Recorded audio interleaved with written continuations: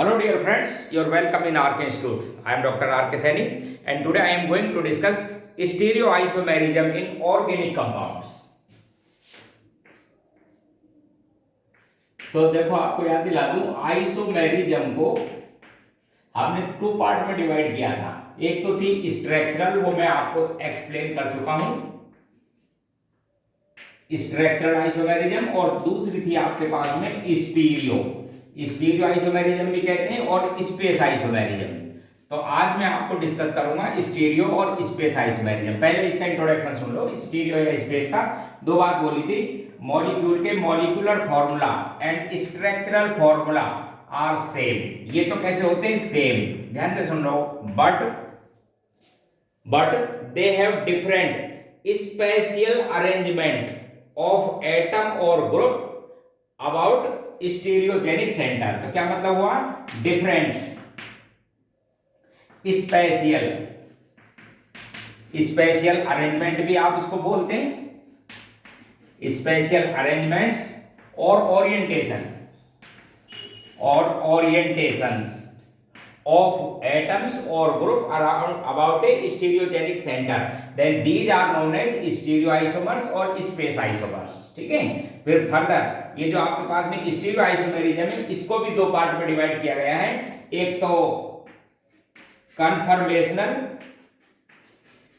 Conformational isomerism और एक configurational. अब इन दोनों में भी समझो आप, एक तो कन्फर्मेशनल और एक कॉन्फिगरेशनल। ध्यान से सुनो। कन्फर्मेशनल और कॉन्फिगरेशन का मतलब, जैसे मैं आपको एक एक्सप्लेनेशन देता हूं, देखो एक बार ध्यान से। स्टीरियो आइसोमेरिज्म में सपोज सुन लो। सपोज ये कोई मेरे पास में ऑर्गेनिक कंपाउंड, इस ऑर्गेनिक कंपाउंड के दो ओरिएंटेशन, एक ओरिएंटेशन ए और एक ओरिएंटेशन है बी। किसकी वजह से? डिफरेंट अरेंजमेंट ऑफ एटम, इसको मैंने बोला ना स्पेशल अरेंजमेंट, एटम हो सकता है या ग्रुप हो सकता है, अबाउट स्टीरियोजेनिक सेंटर के रेस्पेक्ट में दो ओरिएंटेशन है। आप ध्यान से सुन लो। पहली बात, यदि ये दोनों ओरिएंटेशन, इस कंपाउंड एक किसी के दो ओरिएंटेशन है, ये दोनों orientation without breaking of bond एक दूसरे में कन्वर्ट हो जाते हैं, तो आप बोलेंगे कन्फर्मेशनल आइसोमर्स। दोबारा, these isomers are interconvertible to each other without breaking of bond, then these are known as conformational isomers। एक लाइन, दो बात बताऊंगा। पहली बात। दूसरी बात, जो इन दोनों ओरिएंटेशन में जो एनर्जी डिफरेंस होता है is much less, therefore these orientations या आपके पास में conformers can not be separable from mixer. यानी मिक्सर में जैसे ये दो ओरिएंटेशन, तो आप इन दोनों को सेपरेट नहीं कर सकते। तो ऐसे यदि है तो आपके पास में क्या बोलोगे? Conformational isomers. दूसरी बात, कॉन्फिगरेशनल के मतलब समझो इसके बारे में। These isomers, if these isomers या orientations are interconvertible with not breaking of the bond, यानी बिना बॉन्ड के ब्रेकिंग के एक दूसरे में कन्वर्ट नहीं होते हो। The orientations are not interconvertible to each other without breaking of bond, then these are known as configurational isomers। एक लाइन, बॉन्ड ब्रेक होगा तो ये एक दूसरे में कन्वर्ट होंगे, और इनको मिक्सर में से क्या किया जा सकता है? Separate. And these are separable. यदि ऐसा है तो आप बोलेंगे इसको कॉन्फिगरेशनल आइसोमर्स। वापस, कंपाउंड ए के दो स्पेशल अरेंजमेंट हैं ड्यू टू स्टीरियोजेनिक सेंटर की वजह से। इन दोनों स्टीरियोजेनिक सेंटर की वजह से जो ओरिएंटेशन है, दो कंडीशन, इनको एक दूसरे से सेपरेबल यदि किया जा सकता है तो आप बोलेंगे कॉन्फिगरेशनल, और ये एक दूसरे में इंटर कन्वर्ट नहीं होंगे without breaking of bond. Bond break होगा तभी कन्वर्ट होंगे, तब बोलेंगे आप इसको कॉन्फिगरेशनल आइसोमर्स। अब कॉन्फिगरेशनल आइसोमेरिज्म, इसको फिर फर्दर, ये configurational isomerism is also divide into two parts. एक को तो बोलते हैं ज्योमेट्रिकल, एक का तो नाम है ज्योमेट्रिकल आइसोमेरिज्म और एक का नाम है optical isomerism. And conformational isomers are also two types, namely geometrical and optical. तो आज का जो लेक्चर होगा मेनली, एक तो क्लासिफिकेशन किया मैंने स्टीरियो आइसोमेरिज्म का, और मेनली आज का जो लेक्चर है वो है ज्योमेट्रिकल आइसोमेरिज्म का। ठीक। तो अब मैं आपको डिटेल में बात करूंगा ज्योमेट्रिकल आइसोमेरिज्म की। देखो आप ध्यान से, आज का मेन लेक्चर ज्योमेट्रिकल आइसोमेरिज्म।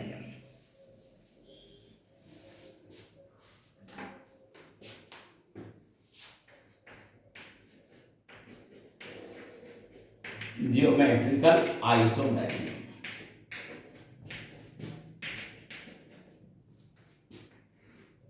हाँ, तो मैंने क्या लाइन बोली थी, डिफरेंट स्पेशियल अरेंजमेंट, कंपाउंड के डिफरेंट स्पेशियल अरेंजमेंट हो किसकी वजह से, ड्यू टू स्टीरियोजेनिक सेंटर, तो उनको अपन बोल देते हैं स्पेस आइसोमेरिज्म। अब ज्योमेट्रिकल को कैसे बोलेंगे, ध्यान से सुन लो, डिफरेंट अरेंजमेंट या ओरिएंटेशन ऑफ एटम और ग्रुप ड्यू टू, तीन कंडीशन हो सकती हैं, due to restricted rotation of double bond, due to, ध्यान से देखो, restricted, due to restricted rotation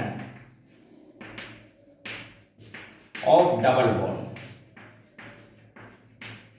देखो आपको लाइन समझा दूं, जब जैसे कोई डबल बॉन्ड कार्बन कार्बन का हो सकता है, समझ गए, तो जब डबल बॉन्ड बन जाता है ना, देखो आप एक बार समझ लो, जो सिग्मा बॉन्ड होता है तो वो तो एक्चुअल में बनता है along with axis, internuclear axis जो होती है उस पर इलेक्ट्रॉन डेंसिटी एक्यूमुलेट हो जाती है, वो तो होता है सिग्मा, और pi bond above and below to the internuclear axis इसके बनता है। इस पर यदि पाई बॉन्ड बन जाता है तो अब ये जो कार्बन कार्बन एटम है रेस्ट्रिक्टेड रोटेशन यानी फ्रीली रोटेट नहीं कर सकते, तो रेस्ट्रिक्टेड रोटेशन की वजह से डिफरेंट अरेंजमेंट हो सकता है। तो एक तो restricted rotation of double bond, जैसे कार्बन कार्बन में हो सकता है, एल्कीन में, कार्बन नाइट्रोजन में हो सकता है, इस तरह से, ठीक है, बहुत से कंपाउंड है, या नाइट्रोजन नाइट्रोजन में हो सकता है, क्योंकि नाइट्रोजन की भी आप ध्यान रखना 3 वैलेंसी होती है, तो उसमें दो तो बॉन्ड बन जाएंगे नहीं, डिफरेंट ओरिएंटेशन। तो एक तो रीजन ये हो सकता है कि restricted rotation of double bond की वजह से हो सकता है। दूसरी बात, दूसरी जो ज्योमेट्रिकल आइसोमेरिज्म अरेंज होती है तो डबल बॉन्ड इनमें आप पढ़ेंगे,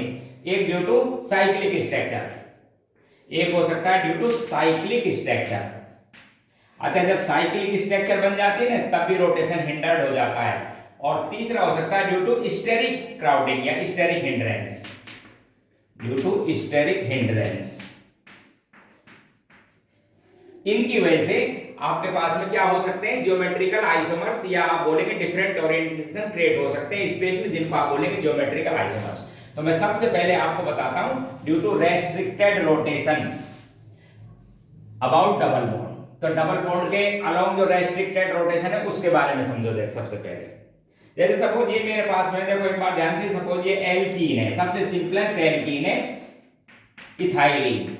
इस इथाइलिन का मैं केवल sp2 हाइब्रिडाइजेशन है, प्लेन में लिखना पड़ेगा, 120 के बॉन्ड एंगल है ये नियरली, ये भी 120 120, और ये मुझे प्लेन में ही लिखनी पड़ेगी, इसके अलावा मैं कोई ओरिएंटेशन नहीं लिख सकता इसका, ठीक है, एक ही ओरिएंटेशन या अरेंजमेंट है। अब मैं आपको बोलता हूं एक ब्यूटुइन, अब आप देखो ब्यूटुइन, इसको जनरली ट्यूब्यूटीन भी बोल सकते हैं और आप ट्यूब्यूटीन। अच्छा, इसका ये फॉर्मूला हुआ CH3 CH double bond CH और CH3। मैं डबल बॉन्ड के रेस्ट्रिक्टेड रोटेशन की वजह से इस कंपाउंड के दो अरेंजमेंट लिख सकता हूं। क्या अरेंजमेंट लिखा आप देखो, एक तो लिखा मैंने ये, देखो इस बार ध्यान से, एक तो लिखा ये ट्यूब्यूटीन और एक अरेंजमेंट ये लिखा, देखिए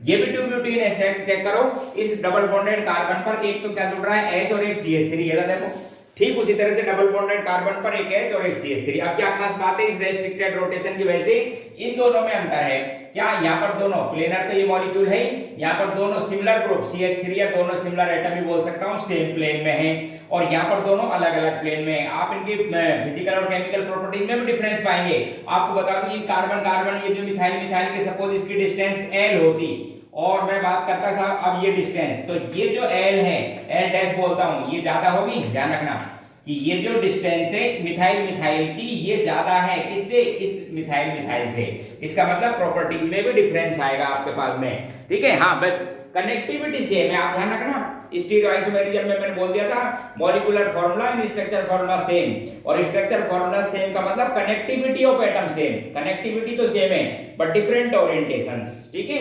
तो ये आप ध्यान से सुनो, जब किसी एल्कीन में इस डबल बॉन्डेड कार्बन पर, इस डबल बॉन्डेड कार्बन पर दोनों एटम और ग्रुप, एटम भी हो सकते हैं ग्रुप डिफरेंट टाइप के हों, तो आप एक से ज्यादा अरेंजमेंट लिख सकते हो।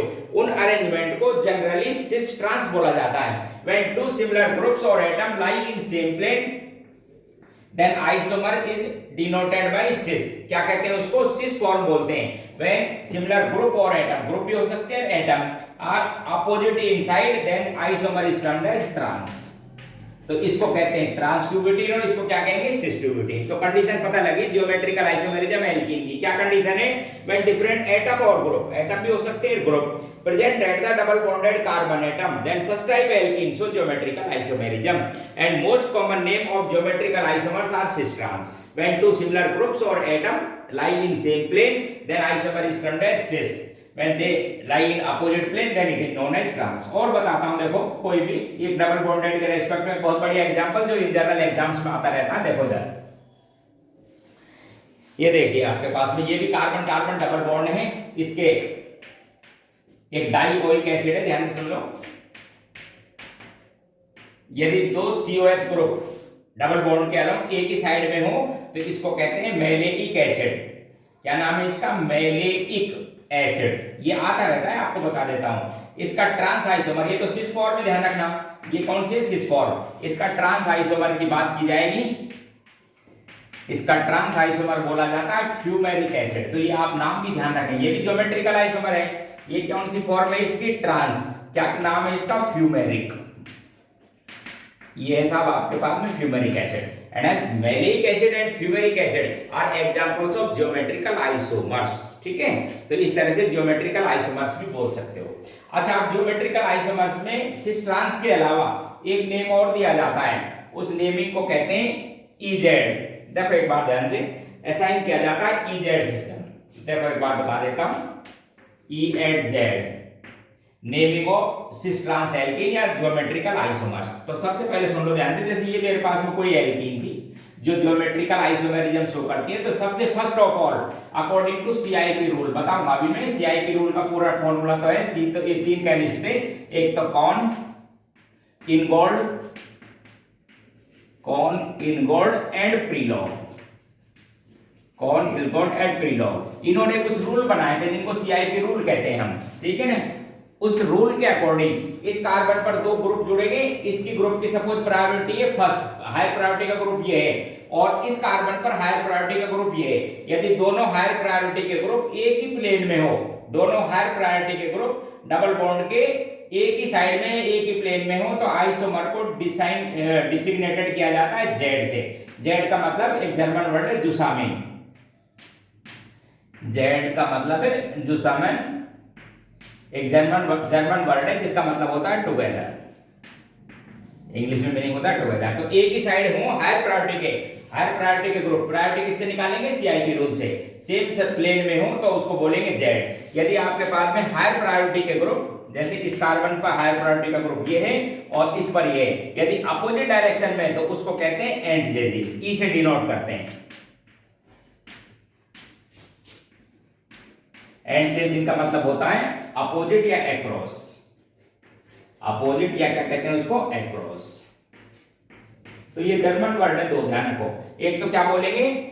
Z और एक बोलेंगे E। Z का मतलब if higher priority group of both carbon lie in same plane, then isomer is termed as Z. If they lie in opposite plane, then isomer is termed as E. अब आपको priority order कैसे निकाला जाएगा वो मैं आपको समझा देता हूं। देखो आप, प्रायोरिटी ऑर्डर ऑफ एटम और group according to CIP rule. 4-5 point है छोटे छोटे से, अभी आपको समझ में आ जाएंगे। प्रायोरिटी ऑर्डर ऑफ ग्रुप और atom according to CIP rule. तो देखिए आप ध्यान से, CIP रूल, सबसे पहला rule first, higher atomic number. ध्यान से सुनना, किसको बोल रहा हूं? Higher atomic number of atom और ग्रुप हैज हायर प्रायोरिटी। जिसका एटॉमिक नंबर ज्यादा होगा उसकी प्रायोरिटी ज्यादा। फॉर एग्जांपल, एक OH है, दूसरा मेरे पास में NH2 है, तीसरा मेरे पास में COH कार्बोक्सिलिक एसिड ग्रुप है। तो ध्यान रखना, इसको की एटम जो डबल बॉन्ड से जुड़ेगा ना, वो इस ऑक्सीजन का एटॉमिक नंबर कितना होता है? 8, नाइट्रोजन का एटॉमिक नंबर 7, कार्बन का atomic number 6। Therefore, according to CIP rule, their priority order OH get higher priority than NH2 and NH2 get higher priority than COH। पहला पॉइंट था according to CIP rule का, higher atomic number get higher priority। दूसरा rule number second, in case of isomers, for example protium, deuterium and tritium. अब आपको पता है ना atomic number तो इनका सेम रहता है, प्रोटियम, ड्यूटेरियम और ट्रिटियम का एटॉमिक नंबर सेम, लेकिन किसमें डिफरेंस है? मास में। इस प्रोटियम का एटॉमिक मास 1, ड्यूटेरियम का 2 और ट्रिटियम का 3। अब आप दूसरा रूल सुनो, इन केस ऑफ आइसोमर्स जिनके एटॉमिक नंबर सेम हो, higher atomic mass of the isotope get higher priority. तो ट्रिटियम की प्रायोरिटी ज्यादा बजाय ड्यूटेरियम से और ड्यूटेरियम की ज्यादा होगी बजाय प्रोटियम से। ऐसे कई बार बोल देते हैं, जैसे इधर देखो ये CH3, ये कार्बन सिंपल है, बार जिसको कहते हैं, और ये मिथाइल ग्रुप लिख दिया साहब, कार्बन कौन से का? कार्बन 14 का। बोले साहब अब बताओ, तो ये आइसोटॉप्स थे ना कार्बन और कार्बन, ये 12 था, ये 13 था, तो ये 14 कार्बन आइसोटॉप्स की प्रायोरिटी ज्यादा बजाय मिथाइल से। तो ये सेकंड पॉइंट था मेरे पास में, ठीक है। थर्ड पॉइंट और बताता हूं, 3-4 पॉइंट है, बस ध्यान से देखो। रूल फर्स्ट एंड सेकंड हो गया, रूल नेक्स्ट, CIP रूल का नेक्स्ट रूल नेक्स्ट, ये क्या कहता है? If priority order of A group does not decide with single atom, then we consider other bonded atom of higher atomic number has higher priority। दोबारा, यदि जैसे यहाँ पर कार्बन का एटॉमिक नंबर कितना है? 6, यहाँ पर भी कार्बन का एटॉमिक नंबर कितना है? 6, डिसाइड नहीं हुई। If priority order of group और atom does not decide by single atom, then we consider higher atomic number atom bonded to the key atom. तो जैसे अब इससे नहीं हुआ, उसके बाद में अदर एटम कौन सा है आपके पास में? हाइड्रोजन, इससे जो बॉन्ड बना हुआ है, इससे बॉन्ड बने हुए 2 हाइड्रोजन 1 कार्बन, तो आप हायर एटॉमिक नंबर को कंसीडर करो carbon. Therefore ethyl get higher priority than methyl according to CIP rule. ये थर्ड पॉइंट था। फोर्थ पॉइंट बताता हूं CIP रूल का, पॉइंट 4। कार्बन कार्बन सपोज जैसे ये डबल बॉन्ड और ये ट्रिपल बॉन्ड, इनका मीनिंग सुनो। Double bond means duplicate, double means duplicate, और ट्रिपल का मतलब triplicate.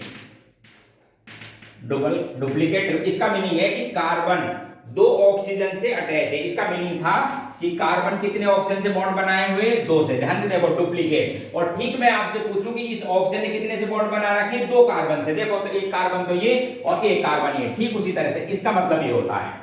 Double means duplicate, carbon attached with oxygen by 2 bonds, तो अलग अलग लिखो। Similarly oxygen attached by carbon with 2 carbon atoms, तो 2 कार्बन डुप्लीकेट। अब जब आपको कंसीडर करना होगा तो कार्बन का एटॉमिक नंबर 6 इससे डिसाइड हो जाता है, ठीक है। अदरवाइज अगले एटम का एटॉमिक नंबर 8, इसके बाद अगली और जरूरत पड़ी तो फिर एटॉमिक नंबर 8, समझ रहे हो मेरी बात? ऐसे, और फिर आवश्यकता होगी आपको तो फिर आप इसके बाद में इसका कार्बन चेक कर लेंगे। तो डबल का मतलब होता है डुप्लीकेट, ठीक है। तो ये आपके पास में वैलेंसी थी, इसको मैं ऐसे छोड़ देता हूं। तो ये आपके पास में डुप्लीकेट एटम, ठीक है। C double bond O। अच्छा, इसी तरह से C ट्रिपल बॉन्ड N, इसका मतलब है कार्बन कितने बॉन्ड बना रखे? नाइट्रोजन से 3 था ना, ट्रिपल बॉन्ड का मतलब ट्रिप्लीकेट। तो 3 नाइट्रोजन जोड़ो इस कार्बन से ऐसे, और नाइट्रोजन से 3 कार्बन, एक तो ये जुड़ रहा है जैसे 2 कार्बन ये 3, ठीक उसी तरह से एक ऐसे, और ठीक इसी तरह से ऐसे। डबल का मतलब डुप्लीकेट और ट्रिपल का मतलब ट्रिप्लीकेट। तो ऐसे भी हम प्रायोरिटी ऑर्डर डिसाइड करते हैं, डबल और ट्रिपल। रूल नेक्स्ट है आपके पास में CIP का लास्ट रूल है, उसके बाद कुछ एक्सरसाइज कराऊंगा। Rule last according to CIP rule, similar type of cyclic ring, similar type एक जैसी साइक्लिक रिंग होनी चाहिए। Similar type of cyclic ring, then smaller ring get higher priority than larger ring. एक बार देख लो, similar type of alicyclic ring in which smaller ring get higher priority than larger ring. वैसे मैं आपको बता दूं इस पॉइंट पर कुछ केमिस्ट्रों में कंट्रोवर्सी है, लेकिन मोस्ट ऑफ द पब्लिकेशंस या मोस्ट ऑफ द रेफरेंस उनमें जो लाइन लिखी हुई है वो मैंने बोली है कि smaller ring get higher priority than larger ring. हालांकि कुछ मैंने आपको बता दिया है, कुछ रेफरेंसेज में लार्जर को बोला गया है, क्योंकि कार्बन कार्बन जैसे कार्बन कार्बन कार्बन कार्बन फिर काउंट करते जाओ इस तरह कार्बन, तो सब चीजें ठीक है। बाकी जो मोस्ट कॉमन जो लाइन थी वो मैंने आपको समझा दी है, स्मॉलर रिंग को हायर प्रायोरिटी दी जाती है। अब देखो आप कुछ क्वेश्चन देखिए, आप EZ कॉन्फ़िगरेशन असाइन करेंगे इसमें। सबसे पहला राइट EZ कॉन्फ़िगरेशन, ये प्रोटियम ये ड्यूटेरियम और यहाँ पर लगा हुआ है साहब, एक लगा है मिथाइल और एक लगा हुआ है आपके पास में इथाइल। तो CIP रूल के अकॉर्डिंग इसकी प्रायोरिटी हायर, इस इन दोनों पर CIP रूल के अकॉर्डिंग इथाइल की प्रायोरिटी हायर। अच्छा, दोनों जब सेम साइड में तो आप इसको क्या बोलोगे, सेम साइड वाले को कहते हैं जुसामिन, Z कॉन्फ़िगरेशन। ठीक है, इसी तरह से एक और देखिए, ध्यान से देखना, गलती नहीं करना। एक पर लगा हुआ है OH और एक लगा हुआ है साहब COH, इन दोनों पर, और इधर लगा हुआ है CH3 और इधर लगा हुआ है Cl। सबसे पहले इन दोनों की प्रायोरिटी, तो क्लोरीन का एटॉमिक नंबर 17 इस कार्बन के एटॉमिक नंबर से ज्यादा है, and hence chlorine get higher priority than methyl 1। ठीक है, इन दोनों में ऑक्सीजन का एटॉमिक नंबर कार्बन से ज्यादा है, गेट हायर प्रायोरिटी। जब दोनों हायर प्रायोरिटी के ग्रुप एक दूसरे पे अपोजिट हो तो क्या लिखोगे, entgegen, then isomer is assigned entgegen, E configuration. और देखिए कुछ क्वेश्चन देखते जाओ आप, 2-3 और देखो। एक लिखा हुआ है साहब आपके पास में CH2OH और एक लगा रखा है मैंने एल्डिहाइड। इधर देखो आप, एक लिखा हुआ है आपके पास में ड्यूटेरियम और एक लिखा हुआ है प्रोटियम। ठीक है, ड्यूटेरियम प्रोटियम, इन दोनों में मैंने आपको बता ही दिया ये हायर प्रायोरिटी का है एटॉमिक नंबर। अब बात करते हैं एल्कोहल की, एल्डिहाइड की। तो देखो अब आप इस एल्कोहल में सबसे फर्स्ट कार्बन क्या रहेगा, एटॉमिक नंबर 6। एल्कोहल के ग्रुप को बना देता हूं मैं आपको, देखना एक बार, फर्स्ट एटम से डिसाइड हो जाती है तो ठीक है, देन अदरवाइज हम हायर एटॉमिक नंबर का अदर एटम कंसीडर करेंगे। ये तो एल्कोहल है, देख लो आप, और ये एल्डिहाइड ग्रुप है। ये क्या है मेरे पास में, एल्डिहाइड ग्रुप। आप चाहो तो इस एल्डिहाइड ग्रुप को डुप्लीकेट का मीनिंग बता दिया था मैंने। डुप्लीकेट का क्या मीनिंग बता दिया था, 2 ऑप्शन से जुड़ा हुआ है, ऐसे ऐसे, ये डुप्लीकेट का मीनिंग था आपके पास में एल्डिहाइड। अब देखो आप, इसका एटॉमिक नंबर फर्स्ट एटम का क्या था, 6, इसका भी एटॉमिक नंबर क्या है, 6, नहीं हुई प्रायोरिटी। सेकंड, अब बताओ इससे कौन सा एटम, 3 जुड़े हुए हैं, हाइड्रोजन, हाइड्रोजन, ऑक्सीजन। आपको क्या लेना है, हायर एटॉमिक नंबर का एटम लेना है 8। इस पे बात करें तो इस पे भी क्या लेना है आपको, हायर एटॉमिक नंबर का, ये लो चाहे लो। ठीक है, अभी भी नहीं हुई। अब तीसरे की बात करते हैं, ये हो गए इसे बॉन्डेड। अब आपको हाइड्रोजन लेना ही है, चाहे ये लिखो या ये लिखो। अब इसकी बात करेंगे तो क्या लिखेंगे आप, ऑक्सीजन, फिर वापस ऑक्सीजन, इसी कार्बन से carbon, oxygen, oxygen. Therefore, aldehyde get higher priority than alcohol when both higher priority group present across, या आप बोलेंगे opposite to each other, then conformation is known as E and JJ। तो ऐसे priority order decide की जाती है। और समझाता हूं 2 क्वेश्चन, देखो, देखिए प्रायोरिटी ऑर्डर आप चेक करते जाओ और आप बोलते चले जाएंगे, देखना।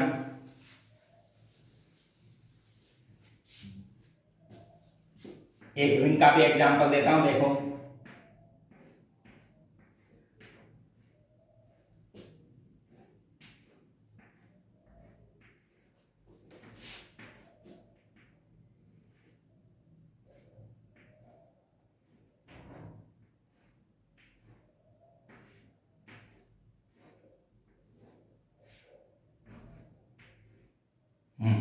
देखो इस एग्जांपल को आप देखिए, इन दोनों में सिमिलर टाइप की रिंग है, एलिसाइक्लिक रिंग है, ये 5 कार्बन की 6 की। तो आपको बताया था इन जनरल जो मोस्ट कॉमन ऑथर्स बोलते हैं या जो राइटर्स बोलते हैं, तो लोएस्ट जो इसमें स्मॉलर रिंग है गेट हायर प्रायोरिटी। ठीक है, अब इसमें देखो, इसके अंदर ये सिमिलर टाइप की रिंग नहीं है, इसके अंदर केवल कार्बन कार्बन है, कार्बन कार्बन कार्बन कार्बन सब। इसमें कार्बन कार्बन और उसके बाद में क्या आएगा, oxygen, and hence this ring get higher priority than another ring. आप ध्यान रखना, सिमिलर टाइप की रिंग हो ना तब स्मॉलर को प्रायोरिटी देना, डिफरेंट टाइप की रिंग होता है एटॉमिक नंबर चेक करो। And hence both higher priority group present in same direction, then the compound is assigned Z conformation. इसको आप क्या बोलते हैं, जुसामिन। तो ये मेरे पास में ज्योमेट्रिकल आइसोमेरिज्म के कुछ एग्जांपल्स थे एल्कीन में, जो आपके कार्बन कार्बन डबल बॉन्ड में बताई जाती है। ठीक है, ज्योमेट्रिकल आइसोमर्स। ठीक है, और देखो आप, एक एग्जांपल हुआ आपको ज्योमेट्रिकल आइसोमेरिज्म इन एल्कीन्स। क्या क्या नाम दिए जाते हैं वो मैंने आपको क्लियर कर दिया। अब दूसरा सुनो, geometrical isomerism in cycloalkene. In cycloalkene बहुत से एग्जांपल दूंगा, आप ध्यान रखना। साइक्लोएल्कीन, तो आप ध्यान से सुनिए, कार्बन साइक्लोएल्कीन कौन सी शो करते हैं, जिनके अंदर कार्बन 8 या इससे ज्यादा होने चाहिए, कार्बन 8 और मोर जिसके अंदर होंगे वो शो करती है साइक्लोएल्कीन। उसका रीजन है कि 8 से कम पर जो एच है वो कैविटीज के अंदर ऑक्यूपाई नहीं हो सकते, सिस ट्रांसफॉर्म नहीं लिखी जाती, केवल कौन सी फॉर्म आती है उनकी सिस। जैसे मैं आपको बताऊं, बोले साहब ये एल्कीन शो कर सकती है क्या, ये एल्कीन, तो मैं बोलूंगा नहीं कर सकती। उसका रीजन है कि ये जो हाइड्रोजन है आप इनको बाहर ही लिख पाओगे। सिस ट्रांस तो जब होता है जब एक को अंदर कैविटी में लिखते हैं। तो ध्यान रखना कि जिनमें कार्बन 8 या इससे ज्यादा हो उसके दो कन्फर्मेशन लिखे जा सकते हैं। इसलिए कार्बन 8 और मोर जो एल्कीन होती है साइक्लोएल्कीन वो शो कर सकती है। जैसे 8 वाले में देखो आप कैसे करेंगे, देखो एक 8 का एग्जांपल लिखता हूं मैं। कार्बन 1 2 3 4 5 6 7 8 जैसे ये लिख दिया मैंने, तो मैं इसके दो आइसोमर बना सकता हूं। एक तो ये सिस फॉर्म हो गई, देखो इधर ध्यान से, ये तो हो गई सिस, और इसका एक दूसरा मैं क्या लिख सकता हूं, ट्रांस। इसी का मैं दूसरा आइसोमर भी लिख सकता हूं ट्रांस। कैसे लिख सकता हूं वो देख लो एक बार ध्यान से। एक तो लिख दिया मैंने H इधर और एक H लिख दिया इधर, ये इसका हो गया ट्रांस। तो ये पॉसिबिलिटी एक बार देखो, ये जो कैविटी के अंदर H लिखने की पॉसिबिलिटी जब कैविटी के अंदर साइज सफिशिएंट हो, और सफिशिएंट साइज के लिए कितने कार्बन होने जरूरी है रिंग में, 8 और मोर, ध्यान रखना। तो साइक्लोएल्कीन भी शो करती है जिसके अंदर 8 या ज्यादा कार्बन हो वो शो करती है, 6 या 7 वाली नहीं। अच्छा इसमें भी ध्यान से देखो, अब आपको इनकी स्टेबिलिटी भी समझा देता हूं, तो कार्बन 8 और कार्बन 9 कि यदि साइक्लोएल्कीन है तो इसके अंदर सिस फॉर्म ज्यादा स्टेबल होती है बजाय ट्रांस से। Cis form more stable than their trans. Reason एक बार देख लो कि जो ट्रांस फॉर्म है ना, तो कैविटी का साइज बहुत ज्यादा सफिशिएंट नहीं है, इसलिए अंदर जाएगा हाइड्रोजन तो रिपल्सन होगा, इसलिए सिस ज्यादा होती है। जो 10 कार्बन होती है, ध्यान से सुनिए, जिसमें कार्बन 10 हो यानी साइक्लोडेकेन, उसमें दोनों फॉर्म इक्वल स्टेबिलिटी की होती है। ध्यान से सुनो, साइक्लोडेकीन जैसे आपके पास में कितने कार्बन हो जाएंगे, डेक का मतलब 10 कार्बन की एल्कीन। देखो इधर जैसे मैंने लिखा है इधर,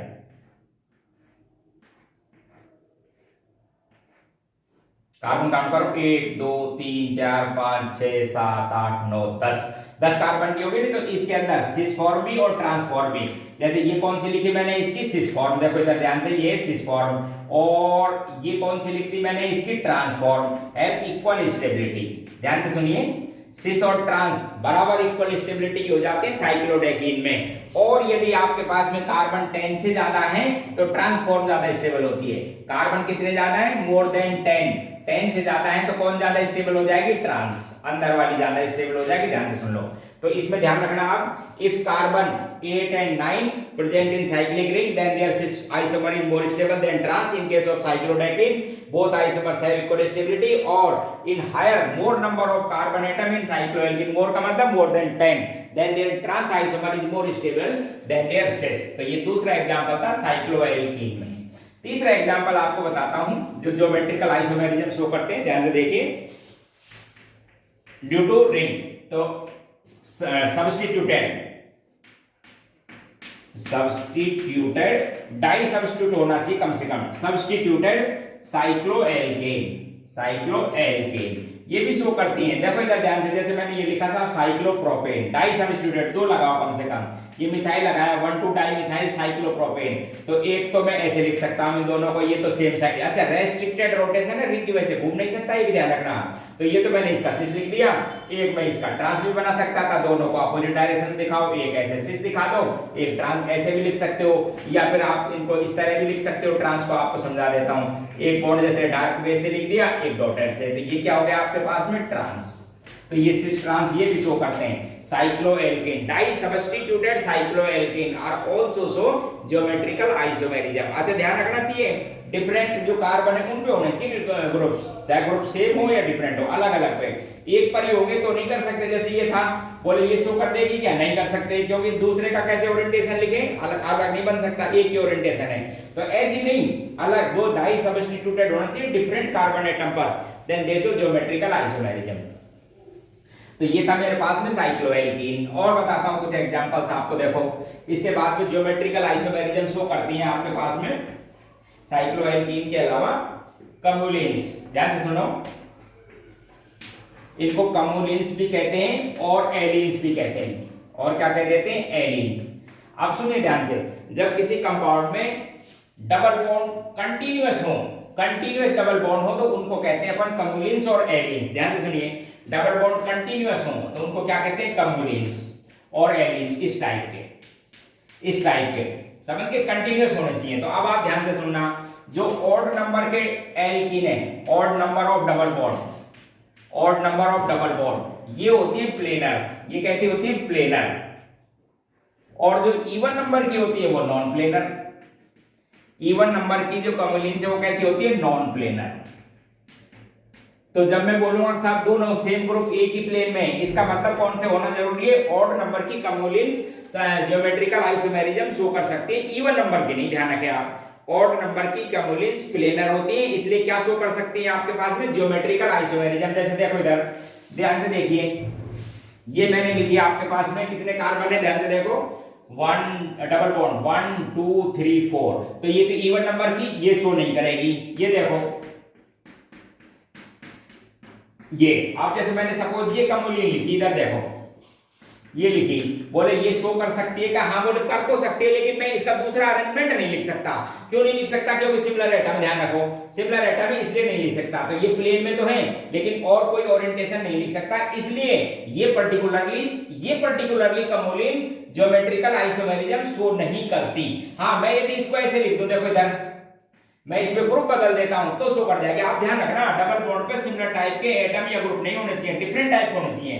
एक तो जैसे मैंने इसका ये लिख दिया, ये तो हो गया साहब आपके पास में सिस फॉर्म, ये तो क्या लिख दिया सिस, अभी प्लेनर है, ध्यान रखना डबल फिर डबल, तो ये हो जाता है सपोज ये हॉरिजॉन्टल प्लेन में, ये वर्टिकल फिर हॉरिजॉन्टल आ जाता है, अल्टरनेट होते हैं हॉरिजॉन्टल वर्टिकल हॉरिजॉन्टल।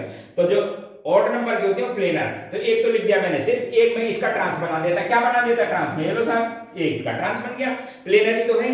तो ध्यान रखें आप कम्युलेंस भी, कौन सी कम्युलेंस, जिनमें ऑड नंबर में पाई बॉन्ड हो वो भी ज्योमेट्रिकल आइसोमेरिज्म शो करती हैं।